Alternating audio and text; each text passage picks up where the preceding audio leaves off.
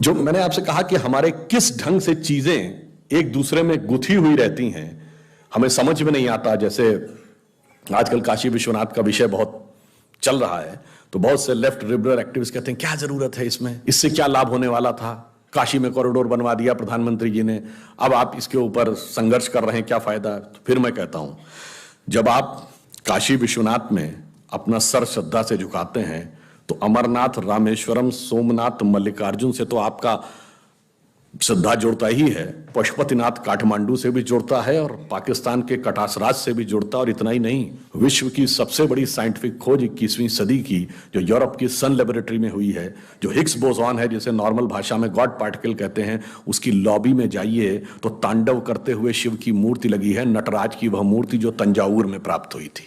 और उसके नीचे ऑस्ट्रियन साइंटिस्ट फिट्जे कैपरा का कोट लिखा हुआ है, जिसने बड़ी फेमस किताब लिखी थी द ताओ ऑफ फिजिक्स। अगर आप लोगों ने वो सुना, इस किताब का नाम सुना हो, उसमें वो कहता है क्यों लगी है वहां पे भगवान शिव की मूर्ति। उसने कहा because the परपीचुअल creation and destruction of universe is like the cosmic dance of Shiva. और वो ऐसे ही नहीं है। देखिए, मैं यह बताना चाहता हूं कि हमारे यहां वो चीजें कैसे जुड़ी। उसने कहा कॉस्मिक डांस ऑफ शिवा, तो क्रिएशन और डिस्ट्रक्शन के देवता शिव ही क्यों माने गए। और शिव की खास बात क्या है कि उनके 3 नेत्र कहे गए हैं, और कहा गया तीसरा नेत्र जब खुलेगा तो संसार भस्म हो जाता है, ठीक। और तीसरा नेत्र खोल के उन्होंने सबसे पहले किसको भस्म किया था?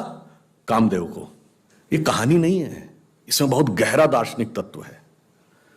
देखिए, इस संसार में जो आप वर्ल्डली अफेयर्स में जुड़े रहते हैं, उस वर्ल्डली अफेयर्स में जैसे आप रात में सपना देख रहे होते हैं, तो जब आप स्वप्न देखते हैं तो स्वप्न एकदम आपको रियल नजर आता है कि नहीं। अगर सपने में आपने देख लिया शेर ने आपको पकड़ लिया है, आपकी आंख खुलती तो आप पसीने से लथपथ होते, जबकि आप तो बेड पर पड़े थे। तब आपको समझ में आता है कि ना वहां पे कोई शेर था, ना वहां कोई जंगल था, ना कुछ था, आपकी चेतना भिन्न भिन्न रूपों में थी। जैसे ही आंख खुली, स्वप्न भस्म हो गया। वैसे ही इस संसार में, जैसे मैट्रिक्स मूवी में दिखाया गया है, हम जब ज्ञान का चक्षु खुलता है, इसीलिए तीसरा नेत्र यहां पे माना गया है, जब ज्ञान का चक्षु खुलता है तो ये संसार का सारा भ्रम भस्म हो जाता है। और सबसे पहले कामदेव क्यों भस्म होते हैं? यही संसार या प्रकृति के सृजन का सतत मूल कारण है। तो सबसे पहले जब काम पे विजय प्राप्त होगी, जब वह भस्म होगा, उसके बाद वास्तविक ज्ञान का साक्षात्कार होगा। शंकर जी के तीसरे नेत्र का यह अर्थ है। इसीलिए भारतीय संस्कृति में पुरुषों में तिलक और स्त्रियों में बिंदी लगाने का जो उदाहरण है, वो केवल इसलिए है कि अपने तीसरे नेत्र को ध्यान रखो, यानी जहां से knowledge, the I of wisdom, the I of knowledge, वो दिखनी चाहिए। और अब मैं आता हूं इसी बात पे। देखिए कैसे चीजें आपस में कनेक्टेड है। भगवान शंकर किस चीज के देवता माने गए? मैंने कहा तंत्र के। तंत्र सूत्र सारा शंकर ने पार्वती को समझाया। अब आप आइए, भगवान शंकर के सबसे प्रिय बेटे कौन है? गणपति।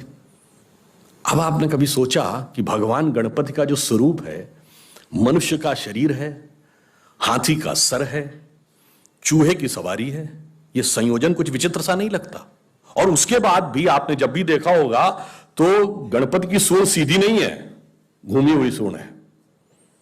और एक ही दांत क्यों है? हाथी के तो 2 दांत होते हैं। अच्छा, अगर एक दांत भी है तो एक दांत तोड़ के हाथ में क्यों लिया हुआ है? एक ही दांत बनाते। ऐसा नहीं है, वास्तविकता जानते क्या? और वो है क्या? आपके महाराष्ट्र में अष्टविनायक हैं। आज मुझे भी राजनगांव में अष्टविनायक में से एक विनायक के दर्शन का सौभाग्य मिला। 8 ही विनायक क्यों हैं? 7 या 9 क्यों नहीं? आजकल ऐसी तो तर्क करते हैं ना लेफ्ट लिबरल, और कई बार हमारी युवा पीढ़ी भी उसी में प्रभाव में आ जाती है। उसका कारण जानते क्या है? चाहे भगवान शिव हो या भगवान गणेश हो, उनका पूरा का पूरा जो स्वरूप है ना, वो हमारी चेतना के एक बहुत गहन स्वरूप का प्रकटीकरण है। और वो कॉन्शियसनेस का एक शिक्षा देता है, एलिवेशन ऑफ कॉन्शियसनेस का। भगवान गणेश जी के 8, जानते हैं अष्टविनायक क्यों है? वो 8 सिद्धियों के देवता है। अणिमा, महिमा, गरिमा, लघिमा, प्राप्ति, प्रकाम, ईश्वरत्व, वशिष्ठ, 8 सिद्धियां हैं, इसलिए अष्टविनायक है। हर विनायक का स्वरूप एक एक सिद्धि देता है। और मनुष्य का शरीर और हाथी का सर क्यों है? हाथी के सर में गजमुक्ता होती है। उनका पूरा स्वरूप कुंडलिनी जागरण की प्रक्रिया का अंग है, इसीलिए सूर्ण उस कुंडलिनी की प्रतीक है। ब्रह्मरंध्र यहां माना गया है, इसीलिए हाथी लिया गया, जिसके गजमुक्ता होती है। माना जाता है मस्तक में एक पिनियल ग्लैंड जैसी होती है। और वह सूर्ण कभी नीचे नहीं है, ऊपर उठी है, क्योंकि सामान्यतः मनुष्य की जो गति होती है वो अधोगामी होती है। यानी अगर व्यक्ति को अकेला छोड़ दिया जाए, नियम कानून समाज के बंधन ना हो, तो वो पाशविक प्रवृत्तियों की तरफ भागता है, यानी चाहेगा जबरदस्ती सब कब्जा कर लो। यह है अधोगामी प्रवृत्ति। पर जब ऊपर की तरफ आते हैं तो वो ऊर्ध्वगामी हो जाती, इसलिए सूर्ण उनकी नीचे की तरफ नहीं, कर्व्ड है, यानी उस अवस्था का प्रतीक है जब आप डाउनवर्ड से अपवर्ड की तरफ जा रहे हैं। और चूहे की सवारी क्यों है? चूहा हमेशा जमीन के नीचे बिल बनाता है, यानी आपको अपनी चेतना के अंदर जाकर बैठना होगा, तब आपको यह शक्तियां क्रमशः प्राप्त होंगी। और जब आप मूलाधार, स्वादिष्ठान, अनाहत और विशुद्ध चक्र यानी 4 चक्र पार करते हैं 7 में से, अब चौथे चक्र के बाद की यात्रा संसार और ईश्वर दोनों के एक साथ संबंध से नहीं चल सकती। अब एक के साथ संबंध विच्छेद करना पड़ता है। इसीलिए हाथी के 2 दांत हैं, मगर उस स्टेज के आगे की यात्रा एक ही दांत, और वो दांत तोड़ा हुआ है दूसरा, यानी संसार से संबंध विच्छेद। अब आगे द्वैत से नहीं अद्वैत से चलेगा, तब ब्रह्मरंध्र में वह प्राप्त होगा। ये गणपति के इस विराट स्वरूप का दार्शनिक अर्थ है कि क्यों वो 8 की संख्या है, क्यों उन्होंने सूर्ण है, सूर्ण क्यों ऊपर उठी हुई है। यानी वो दर्शाता है कि अगर हमें अपनी चेतना का विस्तार करना है तो हम किस रूप में कर सकते हैं, भगवान ने वह हमें प्रतीक बताया है।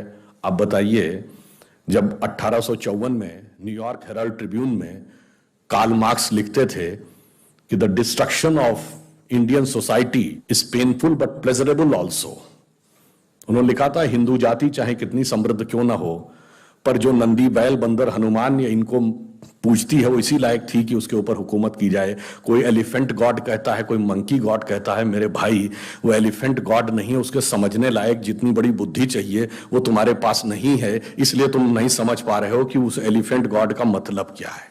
तो हम मूर्ख नहीं थे। कौन मूर्ख था? मार्क्स के पास वो क्षमता नहीं थी कि वो हनुमान जी का अर्थ समझ सकें, शिव जी का अर्थ समझ सकें और गणपति का अर्थ समझ सकें। ये मैंने इसलिए आपको बताया कि ये चीजें किस ढंग से आपस में इंटरकनेक्टेड हैं, कि आपको किसी भी चीज में आगे बढ़ना है तो कहां पे साइंस है और कहां पे संस्कृति है, कहां पे धर्म है, इस बात का कहीं पर हमारे यहां जिसे कहते नहीं है कि इंटरडिसिप्लिनरी ट्रांजिशन। जब आप एडवांस स्टेज में चले आते, अमेरिका में क्या होता है कि आप इंजीनियरिंग में करने के बाद भी मेडिकल में पीएचडी कर सकते हैं। जब आप एक हाईएस्ट नॉलेज के लेवल पे चले जाते हैं तो अब इंटरमीडिएटरी ट्रांजिशन पॉसिबल होता है, वो वहां पर हमारे यहां दिखाई पड़ता है। अब मैं आपको ये बताना चाहता हूं कि ये मैंने सिर्फ एक उदाहरण इसलिए